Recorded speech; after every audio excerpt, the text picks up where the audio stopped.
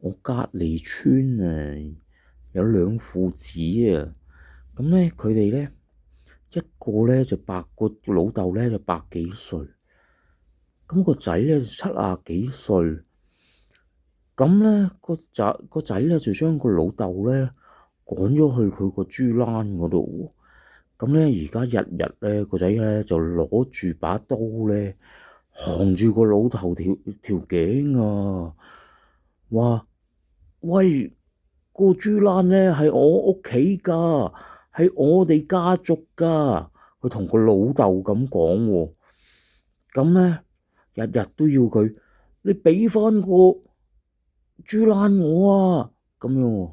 咁而家咧，琴日咧突然之間咧，住喺佢隔籬咧嘅有個日本妹喎，佢話你唔好捅你老豆啊！你放低把刀啦！如果你捅你老豆咧，我就會幫手噶啦！哇！你個日本妹啊，好可惡啊！你係咪覺得呢個日本妹真係好賤啊？